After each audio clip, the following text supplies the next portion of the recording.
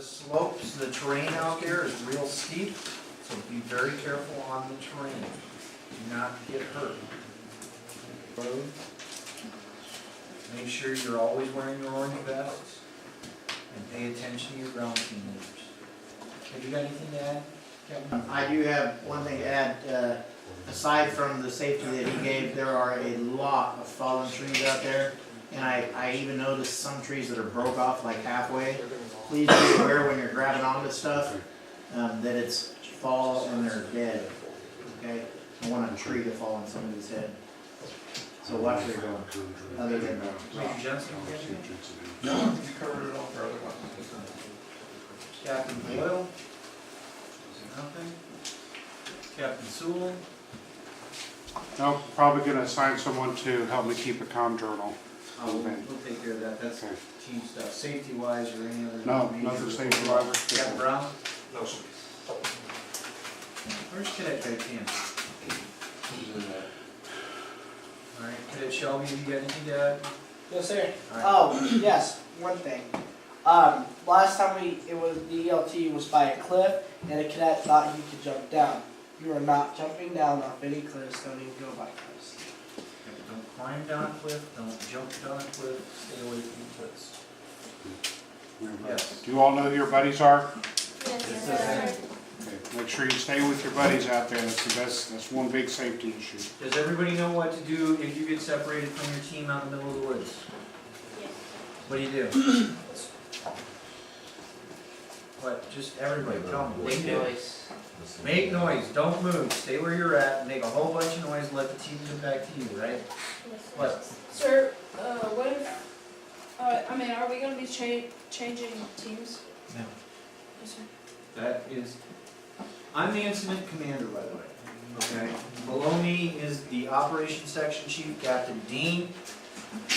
Below him is Capt Brown, who is the ground branch director. Okay, that is your chain of command. You got. Okay. Real quick, teams will be the same as they were yesterday. The only difference is Lieutenant Shelby will be going out with Lieutenant Cooper's team. Okay. Today, unlike yesterday, is not going to be close to base. So you're going to have to work for this one.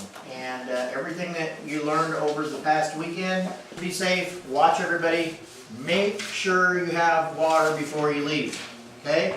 I know that some of you have not been carrying your water, and if you do not have a 24-hour pack, make sure you're with somebody who does.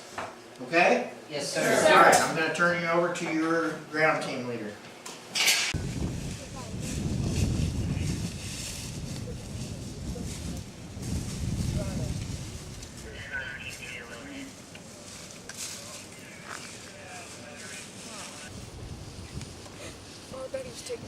Stupid now.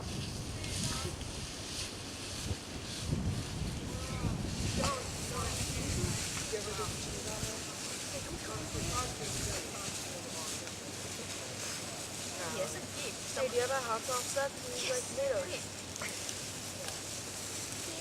What are you talking about, babe? Pretty rough terrain on this one. We sent a ground team out from the van. Sent 4 guys from our ground team up the hill to find the ELT practice beacon that was off. And they successfully found it after hiking around the hills for a bit. Cadets, up and let's get in the van. Move. Great job, cadets. Kind of underneath a log or just next to a log? Next to it, sir. So it was in plain sight then? Yes, sir. Wasn't really difficult to find once you got up there, huh? No, sir. No, sir. He made it hard though, didn't he, by putting it up on that hill? Yes, sir, he did. Still, didn't take us too long to find it, did it? Did not, sir. Another successful mission. Good job, team. Are we over, sir, or is there another ELT? We're RTB now. There's no additional ELTs. We're returned to base. Oh, that was over too quick, sir. That was fast. We're getting better. So, it's a really simple thing to do. It's just that you got to keep up with it. and that's why navigator becomes a job for one person only, or a person and someone to help them, but not a job of the task-saturated group leader. But the group leader should be aware of and overseeing that navigation to some extent. You're not going to have any problems with this one, okay? It's a lost hiker. POB is going off. It's been out there for a little while, so it may be a little out of tune. How did So, You're gonna be so Is beware. that one of those code words? Out of tune. All the things stay the same. Your code words stay the same, just like it did in the last mission. And our personal locating transmitter, or your beacon, your POBs, that's how we got these grid coordinates on it, okay? So they did try to contact the person, couldn't get a hold of him. Nothing by house, nothing by cell phone. Went to his house, didn't find him there. So that's all that we know at this time. I don't know who the person is. We haven't got that information just yet. So now we gotta go find him. Starting off, do you want us to coordinate at the same position, at the same spot, and then if we, I mean, is it really just up to us? What do we want to do? I mean, and that's fine, because right here is where we are, is at the red dot. Right. And this right here is where the parking lot is. So, you know, if you want to hone in on this projected site, because it could be anywhere within this vicinity, and it will be. Okay, so if you want to start one team right here at the parking And lot. are these red lines here roads or no? That's top of Yeah, this is the topograph. Well, these wavy ones are the topograph ones, yeah. Okay, so you can have one team start here. You can come down the road. Okay, the signal went just like this and stopped right there by the airport. That's exactly what it did, made a big circle. And you guys ended up going in a big circle, didn't you? Back to your original starting point. And Col O'Neill already mentioned it.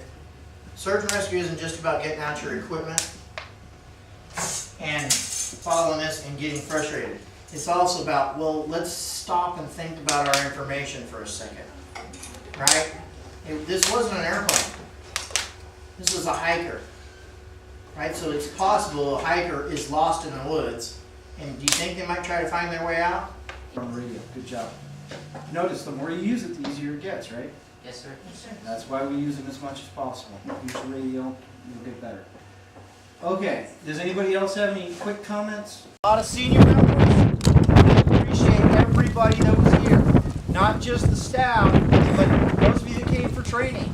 Lieutenant Clevenger, thank you very much for coming. Lieutenant Leach, we actually had 2 or 3 new ground team leaders. Captain Brown, where'd he go? I'm here. How many? We have 3. 3 new ground team leaders. So that's fantastic. Because we're going to do advanced training. Ground team 2, ground team 1. We're going to do some more advanced stuff. And if you're even those that are already ground team 1, we're going to do even more advanced training. So the more we have, the better.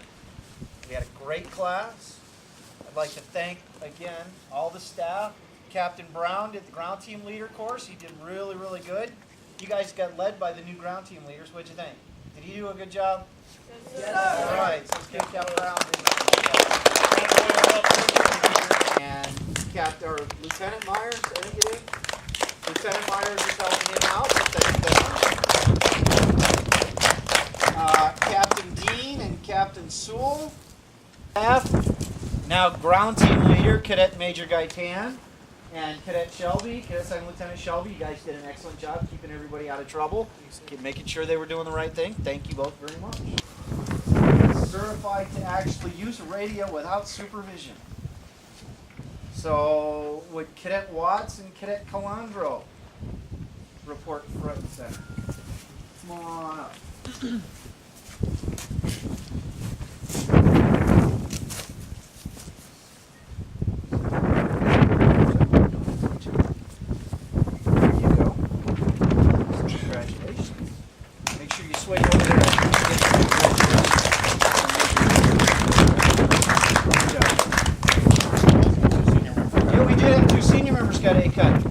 And who was the other one? Ah, Lieutenant Cooper. I forgot to mention Lieutenant Cooper over here. He's doing great. You're one of the new ground team leaders too, right? So, The entire group. that is the entire group. That's every squadron in the group. Some only had a couple people here. I'll tell you, the squadron down in Branson, last time they had 2, so they doubled many. What was our total count? We had 30 here. So next time let's have 60.